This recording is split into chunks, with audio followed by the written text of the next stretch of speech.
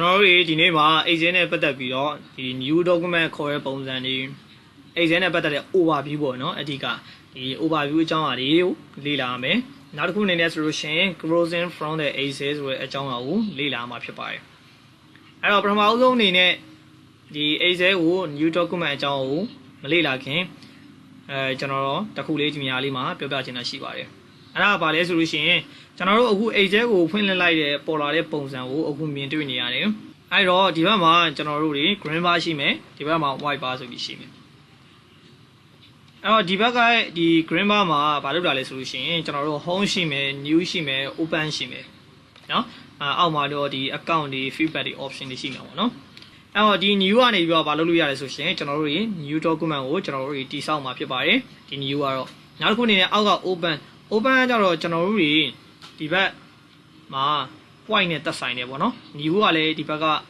ဒီ white နဲ့တက်ဆိုင်ပါတယ်အဓိကဒီဘက် green bar မှာ new ကဒီ new ကိုနှိပ်လိုက်ပြီဆိုတာနဲ့ကျွန်တော်တို့အပေါ်မှာရှိရဲ့ဒီမှာရှိရဲ့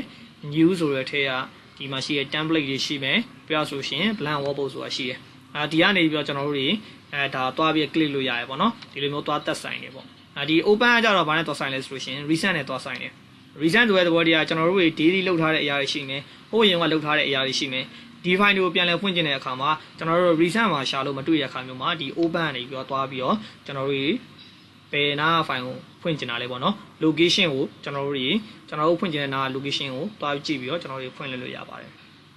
နောက်တစ်ခုအနေနဲ့ကကြတော့ဘာလဲဆိုလို့ရှိရင်ကျွန်တော် account ဆိုတဲ့အရာလေးကိုပြောချင်ပါတယ်အဲ့တော့ဒီ account မှာကြတော့ကျွန်တော်တို့ဘာကိုကြည့်လို့ရလဲဆိုလို့ရှိရင်ကျွန်တော်တို့ရဲ့ဒီအခုလက်ရှိသုံးနေတဲ့ Microsoft Office ရာ Activate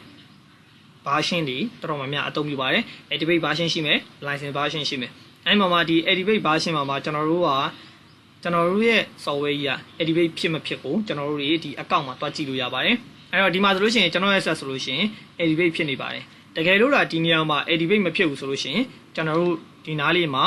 error sign လေးပြနေလိမ့်မှာပဲပြီးတော့ဒီမှာလည်းဒီ product မှာ activate မဖြစ်ဘူး activate တောင်းနေဆိုတော့ request activate ပြနေလိမ့်ပါမယ်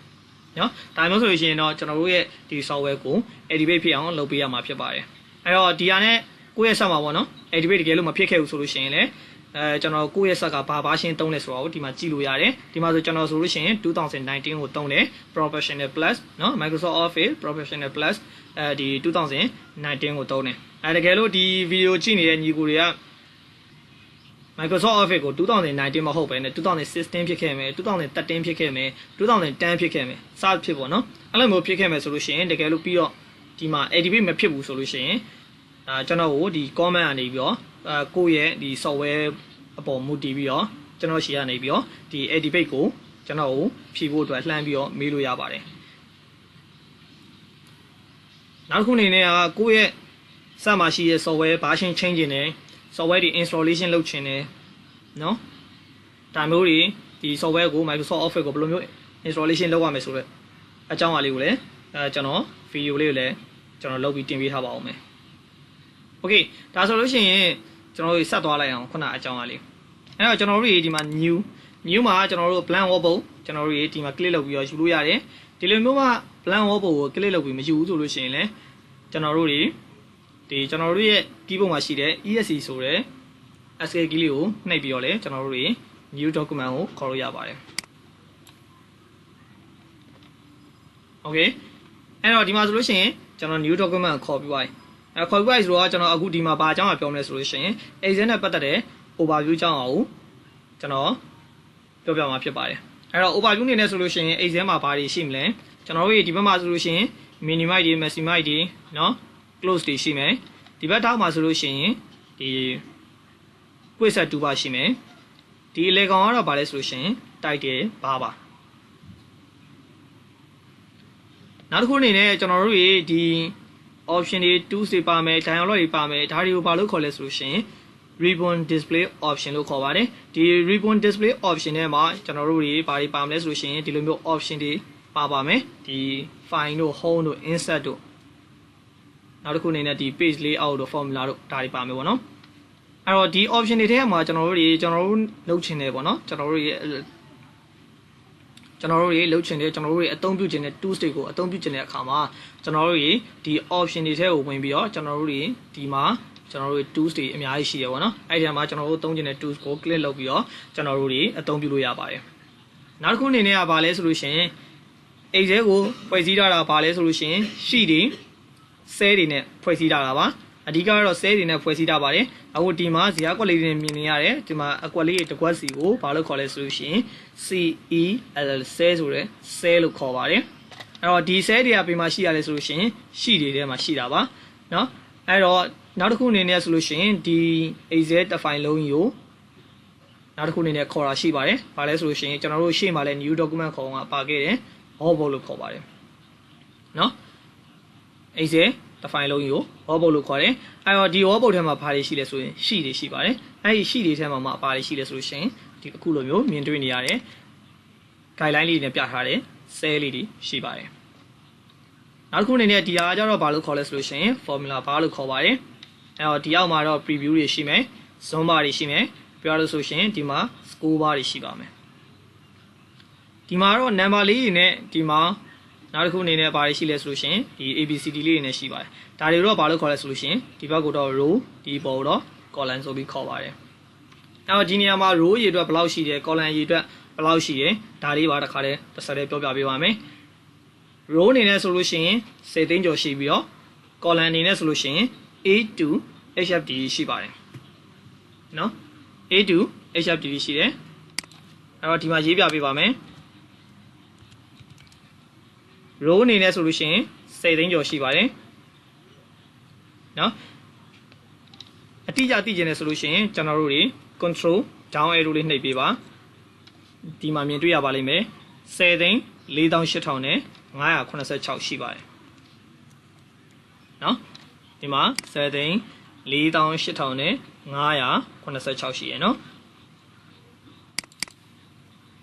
10သိန်း48,000နဲ့986ရှိပါတယ်။ column အနေနဲ့တစ်ချက်ကျွန်တော်တို့ကြည့်ကြည့်အောင်။ column အနေနဲ့ဆိုလို့ရှိရင်ကျွန်တော်တို့တွေ Excel မှာဘယ်လောက်ရှိလဲဆိုလို့ရှိရင် A to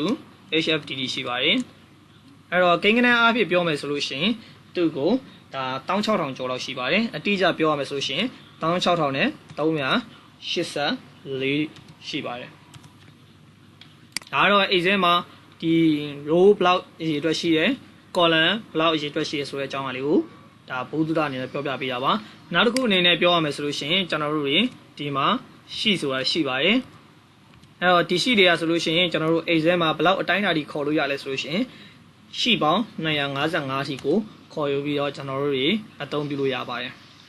အဲ့တော့ဒီမှာကျွန်တော် workbook တွေ sheet တွေ cell တွေကို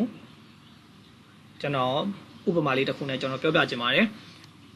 အဲ့တော့ Excel တစ်ဖိုင်လုံးကိုကျွန်တော်တို့တွေက workbook လို့ခေါ်ရယ်နော်ဒါကြီးကိုကျွန်တော်တို့စာအုပ်လို့မြင်ကြည့်လိုက်ပါစာအုပ်အကြီးတုပ်လို့မြင်ကြည့်လိုက်ပါအဲ့ဆိုလို့ရှိရင်ဒီ Excel ထဲမှာပါတဲ့ sheet ကဘာနဲ့တွားတူလဲဆိုလို့ရှိရင်ဒီစာအုပ်ထဲမှာပါတဲ့စာရွက်လေးတွေနဲ့တွားတူပါတယ်အဲ့တော့စာရွက်တွေကအကြီးဖြစ်တဲ့အတွက်ကျွန်တော်တို့တွေကအဲ့စာရွက်ကိုကျွန်တော်တို့တွေအပိုင်းပိုင်းပိုင်းလို့ရပါတယ်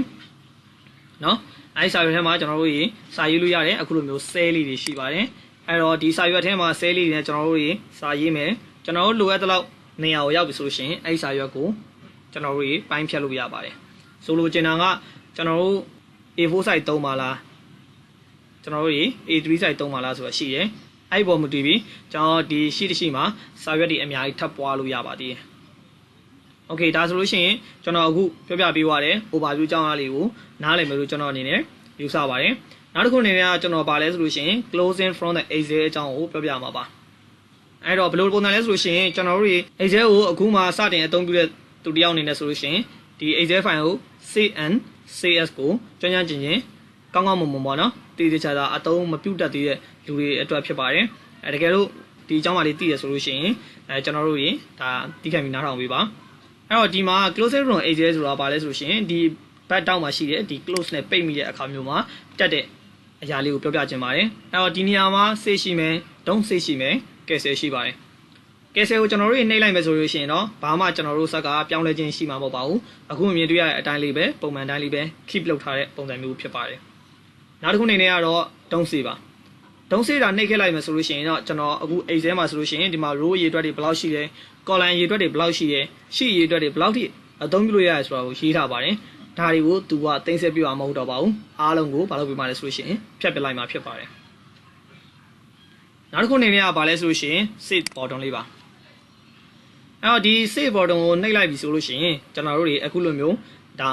save ပေါက်ပေါ့နော် dialog box တစ်ခုထပ်ကျလာပါတယ် new window box လေးကျလာပါတယ်အဲ့တော့ဒီ new window box မှာကျွန်တော်တို့ဒီဘက်မှာတော့ဘာလဲဆိုလို့ရှိရင် location ရွေးပေးရပါမယ်အဲ့တော့ location ဆိုတာကဘာလဲဆိုလို့ရှိရင်ကျွန်တော်တို့ဘယ်နေရာမှာတင်ဆက်မှာလဲဆိုတဲ့ location ကိုဒီမှာရွေးပေးရမှာဖြစ်ပါတယ်အဲ့တော့ဒီ location ကိုရွေးပြီးသွားပြီဆိုလို့ရှိရင်ကျွန်တော်တို့တွေ file name ကိုပေးရပါမယ်အဲ့တော့ဒီမှာဥပမာအနေနဲ့ကျွန်တော် desktop ပေါ်မှာဒီ file ကို save ပြပါမယ်အဲ့တော့ကျွန်တော်ဒီမှာ desktop location ရွေးလိုက်ပြီအဲ့တော့ file name မှာတော့ကျွန်တော်အခု Excel အကြောင်းကိုသင်ကြားပေးနေတာဖြစ်တဲ့အတွက်ကျွန်တော် Excel လို့ကျွန်တော်ရေးလိုက်ပါမယ်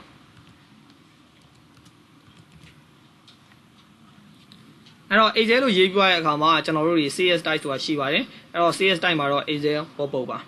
ပြီးရင်တော့ကျွန်တော်တို့တွေ save နှိပ်လို့ရပါပြီ